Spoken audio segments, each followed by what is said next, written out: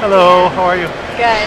Okay, one of the questions that I've been really wanting to know is what made you want to get into the makeup industry? Wow, well, I've always had a love for horror films ever since I was a kid.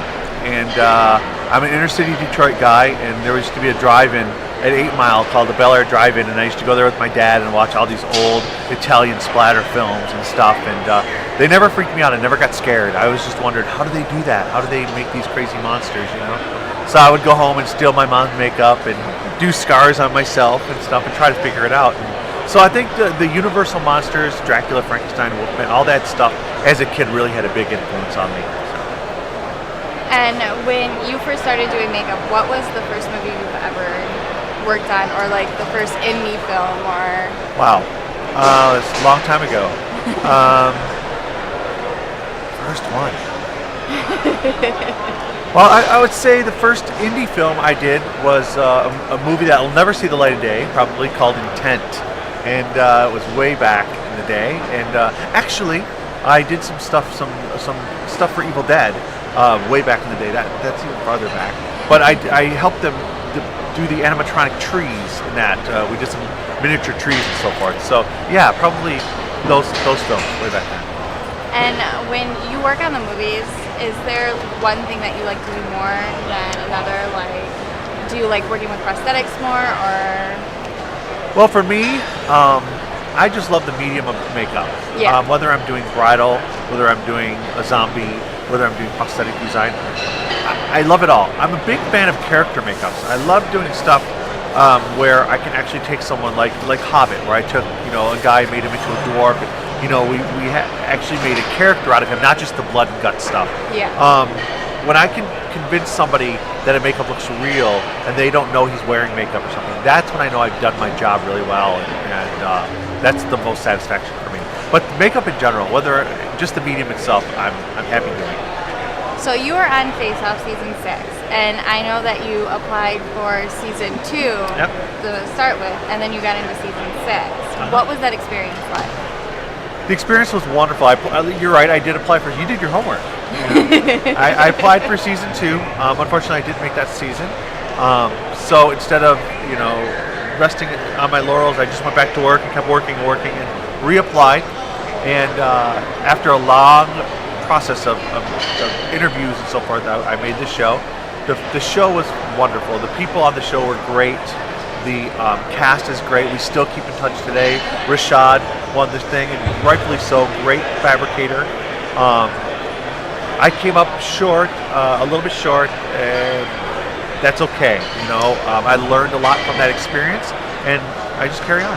Yeah, I really liked the work that you did do with the dragon, because I did see that episode, and I really did like it. Damn kimono. I know, it was. I think you would have made it farther if they weren't so upset about that kimono. Well, it's so funny, and a lot of people don't see the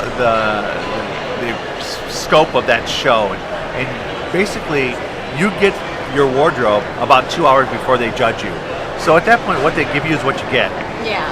And I actually wanted, for the record, I wanted one of those big kimonos, the real big geisha kimonos with the big, bows in the back. That's what I wanted. They gave me like a bathrobe. And it was like, I had to go with it. There was nothing else I had. And I wanted to show off the chest piece, because I did a lot of work. Do I think I should have been eliminated in that episode? Absolutely not. But it is what it is, and I learned from the experience, and just carry on. Yeah, I know a lot of people were upset with you leaving so early in the game. It was so funny because awesome. I had people online all over the world. I had Oscar-winning makeup artists calling me, telling me, "You got screwed," It's all good. It's all good. It was fun. Like I said, I always wanted to do it. I can write it on my bucket list that I was on a reality show, so it's all good. So being with working on the movies and indie movies, and then you also do the bridal and print. Now, the experience from doing kind of like the everyday application for a wedding to working on a movie, how different is that scope? Oh, it's night and day. I mean, weddings are pretty cookie cutter. You can sit down with the bride and you can figure out the look that they want. You can do a test makeup, and you basically have everything under control. Movies, if I'm doing a blood gag or if I'm doing something where, something can go wrong, you have to think on your feet. A lot of times, especially indie films, you don't get the budget nor the time to do it how it properly should be done. So I'm always trying to, I'm always behind the 8 ball on an indie film, trying to get this stuff done, but it's night and day. So who do you think, this has always been one of the things I've always thought, who do you think is a bigger drama queen? One of the people from the set of a movie or a bride? Oh, wow.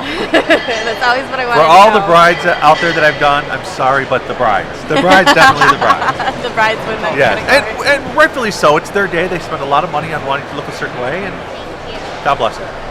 Now, for someone who's wanting to get in this industry, what is a piece of advice that you would give them that they should hold dear to them and take all the way?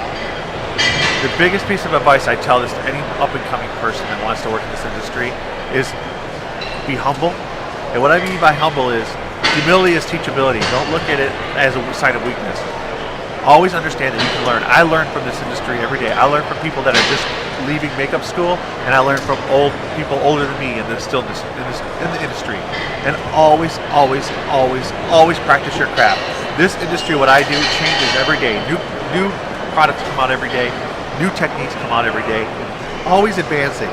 So always work. I sculpt every single day. I try to do that purposely, just so that my thought is, if I'm not sculpting, someone else is, and they're going to get that job. And so I'm always trying to keep up on that stuff. So always work, keep working. And also, another thing is, don't do it for the money. Never do it for the money. If your skill set is where it needs to be, and you do the job correctly, the money will come, I promise. But if you do it for the money and you're not ready, you won't get asked back. So just the way it is. It's a very cutthroat industry. Yeah. And what have you found has been most rewarding being in the industry that you are in as a makeup artist? I think the most rewarding thing is I have kids, and I have an 11-year-old daughter and an 18-year-old son. And when I can take them to a show and my name's on the credits, or they turn around and they say how proud they are of me, and that does it for me, And I'm very, very fortunate to be able to work in this industry in Michigan, and still pay my mortgage, and still do the things that I have to do to sustain, a viable business, So yeah, I think the kids, my wife and the kids, just be proud of what I do, Do you have any upcoming movies or any events that are going on that you're going to be working on that we should be looking out for? Well, I do. Unfortunately, I can't really talk too much about them. All I can say is the one I'm working on is a big one in Michigan. Let's just leave it at that. But yeah, a lot of big stuff coming up. A lot of big stuff. That's exciting. Well, I'm excited to see your work when it comes out. I'm excited to see it too. Hopefully, it comes out good. But like I said, I don't leave no stone unturned. I will do the $500,000 indie film, and then I'll do the next big film that comes from Michigan. So, you'll find me on a small set, you'll find me on a big one. It's all what I do. It's for the passion. Absolutely, it's all about the passion. And good.